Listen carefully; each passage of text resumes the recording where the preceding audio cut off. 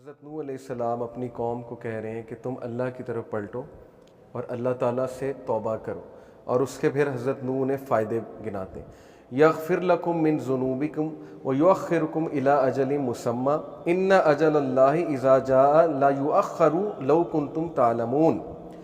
Allah will forgive you of your sins and delay for your specified term. Indeed, the time set by Allah, when it comes, it will not be delayed.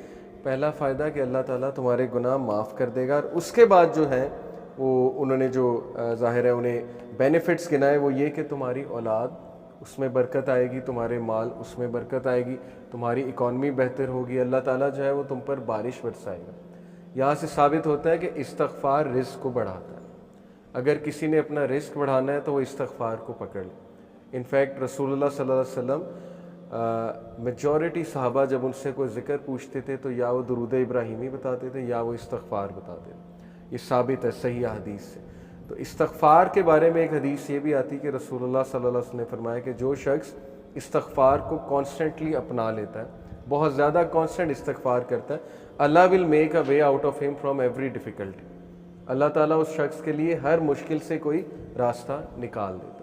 تو میں نے خود بھی personally اپنی life میں دیکھا، am sure کہ آپ لوگوں نے بھی دیکھا ہوگا کہ جو بندہ بہت زیادہ استغفار کرتا ہے اس کے معاملات آسان ہوتے ہیں، اور جو بندہ جتنے گناہوں میں پڑا ہوتا ہے اور استغفار جو ہے نہیں کرتا ہے تو پھر ظاہر ہے کہ اس کے معاملات پھر بہت تنگ ہو جاتے ہیں، اس کی لائف بہت تنگ ہو جاتی ہے۔ اسی طرح سب سے جو بہترین، یہ ون آف دا فیوریٹ آیاز ہے صحابہ کی۔ میجورٹی صحابہ جب ان سے پوچھا جاتا تھا کہ آپ کی فیوریٹ آیا کون سی ہے، صحابہ کی آپس کی کنورسیشنز یہ ہوتی تھی، بیٹھ کر ایک دوسرے سے ڈسکس کرتے تھے کہ آپ کی فیوریٹ آیا کون سی ہے، آپ کی فیوریٹ آیا کون سی ہے۔ تو چیپٹر 39 ورس نمبر 53، سورہ زمر ورس 53، قل یا عبادی الذین اسرفوا علی انفسہم لا تقنطوا من رحمت اللہ۔ اے نبی کہہ دیجئے میرے بندوں سے، یہاں پر یا عبادی تمام انسانوں سے بات ہو رہی ہے، الذین اسرفوا علی انفسہم جو کہ زیادتی کر چکے ہیں اپنے نفس میں، who have crossed the limits۔ اسرفوا یعنی کہ اسراف کر دیا ہوا ہے، زیادتی کر دی ہوئی ہے انہوں نے اپنے نفس پر۔ کیا کہو انہیں، لا تقنطوا من رحمت اللہ، کہ اللہ کی رحمت سے مایوس نہیں ہو۔ ان اللہ یغفر الذنوب جميعا، بے شک اللہ تعالیٰ تمام گناہ معاف کر دیتا ہے، تمام گناہ معاف کر دیتا ہے۔ ایک حدیث قدسی میں آتا ہے کہ اللہ سبحانہ تعالیٰ کہتے ہیں کہ اے ابن آدم، اگر تو میرے پاس گناہ لے کر آئے اور تیرے گناہ جو ہیں وہ زمین سے آسمان تک جو ہے وہ ڈسٹنس کو فل کر رہے ہیں، لیکن تم اس سے سنسیئر ریپینٹنس کرتا ہے تو میں تجھے معاف کروں۔ ابھی بہت خوبصورت حدیث آپ کے سامنے آئیں گی اللہ سبحانہ و تعالیٰ کی مرسی کے حوالے سے۔ ایک حدیث آپ کے سامنے رکھتا ہوں، علی ابن طالب رضی اللہ تعالیٰ عنہ رپورٹڈ، یہ المستدرک کی حدیث ہے، صحیح ہے اکارڈنگ ٹو علامہ البانی، اور علی رضی اللہ عنہ سے بہت کم حدیث مروی ہیں۔ علی رضی اللہ عنہ reported the messenger of Allah صلی اللہ علیہ وسلم said verily Allah is astonished۔ اللہ کی astonishment یہ اللہ کا ایٹریبیوٹ ہے، اور اللہ کیسے اسٹانش ہوتا ہے یہ ایک ظاہر ہے کہ متشابہات میں سے اللہ knows best، لیکن اللہ is astonished at a servant، اللہ ایک انسان پر اسٹانش ہوتا ہے when he says there is no God but you لا الہ الا انت but I have wronged myself so forgive me for none forgive sins but you۔ یہ ایک دعا ہے پوری، یہ دعا میں آپ کو پڑھ کے سناتا ہوں۔ لا الہ الا انت انی قد ظلمت نفسی فاغفر لی ذنوبی انہ لا یغفر الذنوب الا انت۔ یہ پوری عربی میں جو ہے وہ دعا ہے۔ دعا کا ٹرانسلیشن کیا ہے، there is no God but you I have wronged myself so forgive me for none forgive sins but you۔ اللہ اسٹونش کرتا ہے ایسے بندے پہ، اور اللہ کہتا ہے my servant acknowledges that he has a Lord who forgives and punishes۔ Allah angels کو کہتا ہے، اللہ تعالیٰ بولتا ہے کہ کیا میرا بندہ یہ ایکنالج کر رہا ہے کہ اس کا ایک رب ہے، اور وہ رب جو ہے گناہوں کو معاف کرتا ہے، یعنی اللہ کو اتنی خوشی ہوتی۔ اسی سے ریلیٹڈ ایک اور حدیث ہے کہ جب ایک گناہ گاری، صحیح بخاری کی حدیث ہے، جب ایک گناہ گار شخص اللہ سے گناہوں کی معافی مانگتا ہے تو اللہ کو اس طرح کی خوشی ہوتی ہے جیسے ایک انسان جس کا کیمل ڈیزرٹ میں لاسٹ ہو گیا تھا اور وہ اپنے کیمل کو ڈھونڈ رہا تھا، اور اس کیمل پہ سارا سامان تھا، اس کیمل پہ پانی بھی تھا، اس کا باقی بھی دیگر سامان تھا، اور اچانک اسے دور سے وہ کیمل چلا نظر آتا ہے تو وہ خوشی میں آپے سے باہر ہو کر جو ہے وہ یہ کہتا ہے کہ اے اللہ میں تیرا رب ہوں اور تو میرا بندہ ہے۔ یہ حدیث کے الفاظ ہیں، یعنی خوشی میں اس طرح کے الفاظ کہہ دیتا ہے. تو اللہ تعالیٰ کو اس لیول کی جو ہے وہ خوشی ہوتی ہے جب گناہ گار بندہ اللہ سے بات کرتا ہے, جب گناہ گار بندہ اللہ سبحانہ و تعالیٰ کو پکارتا ہے. ہمیں آن دی ادر ہینڈ شیطان نے جو وصفہ ڈالا ہے کہ تیرے تو اتنے گناہ ہیں, تو اتنا گناہ گار ہے, تو اس قابل ہی نہیں کہ اللہ تک تیری بات پہنچے, یا اللہ تجھے رپلائی کریں, یا اللہ تیری آواز سنے. حدیث تو کمپلیٹلی اس کے برعکس کہہ رہی ہے. حدیث تو کہہ رہی ہے کہ گناہ گار بندہ جب توبہ کرتا ہے اس پر زیادہ خوشی ہوتی ہے اللہ تعالیٰ. And it perfectly make sense. میں ایک ٹیچر ہوں, آپ میں بھی شاید کوئی ٹیچر ہو. جب اچھے اسٹوڈنٹ جو ہے وہ اے لیتے رہے, اے اسٹار لیتے رہے, مجھے کوئی اتنی خوشی نہیں ہوتی, میں کوئی سرپرائز نہیں ہوتا ہوں. لیکن جب بیک بینچر اور ایک ایسا اسٹوڈنٹ جس کا ریکارڈ ہی کوئی نہیں ہے وہ اگر اچھے نمبر لے لے تو میں اسٹونش بھی ہوتا ہوں, اور ظاہر ہے کہ مجھے دگنی خوشی ہوتی ہے, شاید اس سے بھی زیادہ خوشی ہوتی ہے. تو it perfectly make sense. Okay, تو یہ اسٹونشمنٹ کے بارے میں, اللہ کی اسٹونشمنٹ یہ اللہ کا ایٹریبیوٹ ہے کہ رب اسٹونش ہوتا ہے, اور اسی لیے اللہ نے اپنے عرش پر لکھوایا نا کہ verily my compassion over comes my right. بے شک میری جو نرمی ہے یا میرا جو کمپیشن ہے, میری جو محبت ہے, میری جو مرسی ہے, وہ میرے غصے پر حاوی ہے, وہ میرے غضب پر حاوی ہے. اور ایسا ہی ہے, ہم اپنی زندگی کے معاملات دیکھ لیں, اگر اللہ ہمیں ہمارے گناہوں پہ فوراً پکڑ شروع کر دے تو شاید ہم میں سے کوئی بھی زندہ نہ بچے, شاید ہم میں سے کوئی بھی جو ہے وہ اس زمین پر چل نہ سکے. لیکن کتنے چانسز دیتا ہے, کتنے چانسز دیتا ہے اللہ. آپ یہاں سے اندازہ لگا لیں کہ خالد بن ولید کو چانس دیا اللہ نے. ایک ٹائم پہ وہ دشمن ہے رسول اللہ صلی اللہ علیہ وسلم, اگلے ہی ٹائم پہ وہ ایک ایسے کمانڈر بنے کہ ان کے سیف اللہ کا لقب ان کو دیا گیا. حالانکہ ظاہر ہے ایٹ ون مومنٹ گناہ کر رہے ہیں, نبی کے خلاف تلوار نکال رہے ہیں, اس سے بڑا گناہ اور کیا ہے. بہت بڑے بڑے گناہ لوگوں سے ہو جاتے ہیں, لیکن اللہ کا دروازہ ہمیشہ کھلا ہے. اللہ کا دروازہ کبھی بند نہیں ہوتا, انسان خود دروازہ بند کرتا ہے, اللہ کبھی دروازہ بند نہیں کرتا. اوکے, سو اس کے بعد میں توبہ کی کنڈیشنز کے بارے میں آپ سب سے بات کرنا چاہوں گا. بہت ضروری ہے کہ چونکہ توبہ ایک بہترین عمل ہے, بہت بڑا عمل ہے, یہ ہمارے باپ کا عمل ہے, حضرت آدم علیہ السلام کا عمل ہے.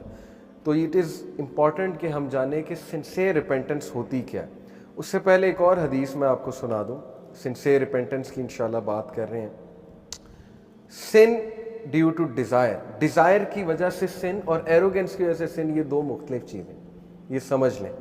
ابو نعیم رپورٹڈ, یہ حلیۃ الاولیاء ایک کتاب ہے بہت زبردست, اس میں سلف کے واقعات موجود ہیں. ابو نعیم رپورٹڈ سفیان ابن عیینہ رحمہ اللہ sad, whoever commits a sin due to desire, جو بھی گناہ کرتا ہے خواہش کی وجہ سے. Verily, whoever commits a sin due to desire, we should hope for his repentance.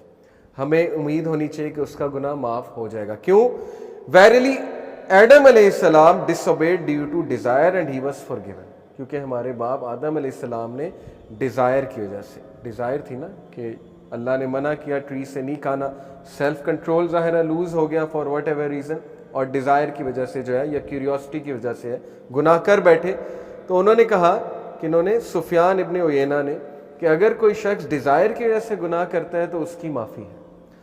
But if a sin is committed due to pride and arrogance, then fear that the perpetrator may be cursed. لیکن اگر کوئی شخص متکبر ہو کر, اور جیسے فرعون تھا, انا ربکم الاعلی, تکبر, ایک تو گناہ کر رہا ہے, بچوں کو مار رہا ہے, آگے سے اعلان کر رہا ہے کہ میں رب ہوں, میں زندگی دیتا ہوں, میں موت دیتا ہوں, تو یہ والا جو سن ہے اس کے بارے میں ہے کہ that person will be cursed. Verily Iblis disobeyed due to pride and he was cursed. انہوں نے کہا کتنا خوبصورت کمپیریزن ہے کہ آدم علیہ السلام نے بھی گناہ کیا, لیکن وہ گناہ ڈیزائر کی وجہ سے تھا, پھسل گئے. لیکن ابلیس کا جو گناہ تھا وہ تکبر کی وجہ سے تھا, وہ پرائڈ کی وجہ سے تھا, تو وہ کرسڈ ہو گیا. اسی لیے ہم اسے رجیم کہتے ہیں. تو اگر آپ کسی کو گناہ میں مبتلا دیکھیں تو اس کو پہلی تو بات جج نہ کریں, کیونکہ وہ شخص سٹرگل کر رہا ہے. وہ کون سا پرائڈ میں کر رہا ہے؟ بہت سے ایسے گناہ ہیں, مسلمان تو پرائڈ میں نہیں کر سکتا. میں نے تو آج تک ایسا مسلمان نہیں دیکھا جو گناہ کر کے جو ہے تکبر کرے کہ میں تو بالکل ٹھیک ہوں. ہاں یہ الگ بات ہے کہ اسے نالج ہی نہیں ہے کہ یہ گناہ کا کام ہے. بہت سے لوگ گناہ کر رہے ہیں, انہیں نالج ہی نہیں ہوتا یہ گناہ ہے. ایسے بھی ویسے بہت کم ہیں, لیکن میجورٹی لوگ جو گناہ کرتے ہیں, جو گناہ میں ملوث ہیں, وہ بیسیکلی ڈیزائر کی وجہ سے ملوث, اسپیشلی آج کے دور میں خواہش نفسی جسے ہم کہتے ہیں. تو اس کی توبہ بالکل ہے, اللہ کے توبہ کے دروازے جو ہے بالکل کھلیں, اور 6 گھنٹے ہمارے پاس ہوتے ہیں اس سے پہلے کہ ہم ریپینٹنس کریں. ٹرو ریپینٹنس کیا ہے؟ اللہ تعالیٰ نے سورہ ہود میں چیپٹر 11 ورس 3 میں کہا کہ seek the forgiveness of your lord and turn to him with sincere repentance. اللہ کی طرف رجوع کرو, اللہ سے توبہ کرو. اب سنسیئر ریپینٹنس ہے کیا, اس کی کنڈیشنز کیا ہیں؟ اس کی چند ایک کنڈیشن اسکالر نے بیان کی ہیں, وہ میں آپ کے سامنے رکھتا ہوں. Number 1, immediate cessation of the sin, کہ فوری اسی وقت اس گناہ کو چھوڑ دینا, ویٹ نہ کرنا. یعنی آپ کسی ایڈکشن میں مبتلا ہیں, ٹرائی کریں اسی وقت اس گناہ کو چھوڑ دیں. جب آپ کو ریئلائز ہو گیا ہے گناہ ہے, توبہ کی, اس کو گناہ کو چھوڑ دیں اس وقت. Number 1. Number 2, regret for what is past, ندامت شو کرنا, ریگریٹ شو کرنا, لیکن اتنا نہیں کہ بندہ ڈی موٹیویٹ ہو جائے. اوور پروکریسٹینیشن, اوور ندامت جو ہے وہ پروکریسٹینیشن کی طرف لے جاتی, پھر بندہ ایکشن کی طرف نہیں آتا, ہر وقت نادم ہوتا رہتا ہے, نادم ہوتا رہتا ہے. اس سے کیا ہے کہ اس کی ول پاور کم ہوتی ہے, اور گناہ کا بہت تعلق ول پاور کے ساتھ. نادم ہونا اچھی بات ہے, لیکن اتنا زیادہ ہوں گے تو ول پاور ٹوٹے گی. ول پاور جب ٹوٹے گی تو شیطان مزید اٹیک کرے گا, شیطان پھر گناہ میں مزید لے جائے گا.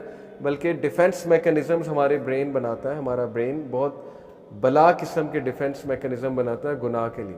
بس ہمارے برین میں ظاہر ہے ہمارا ایک نفس ہے, نفس ہمارا, اس کے پاس پھر بہت زبردست ڈیفنس میکنزم ہوتے ہیں گناہ کرنے کے.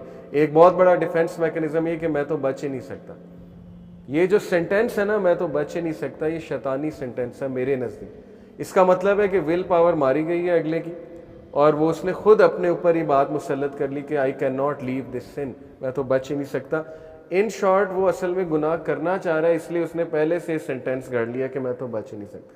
تاکہ ظاہر ہے وہ کوگنیٹیو ڈسوننس جو پیدا ہوتی ہے نا, ذہنی تذبذب, جیسے سگریٹ لوگ پیتے ہیں ان سے چھوڑا ہی نہیں جاتا, سٹریس پیدا ہوتا ہے کہ چھوڑنا چاہیے چھوڑنا چاہیے, ایک ٹائم آتا ہے کہتے ہیں میں چھوڑ ہی نہیں سکتا. وہ کس لیے؟ ڈیفنس میکنزم ہے, to calm yourself down. تو regret for what is past, نادم ہونا بہت ضروری ہے. ندامت, میں آپ کو ایک خلیفہ کا واقعہ سناتا ہوں. میرا گمان ہے کہ عمر بن عبدالعزیز ہیں, لیکن آئی کوڈ بی رانگ, اس لیے میں صرف کہہ رہا ہوں کہ ایک خلیفہ کا واقعہ.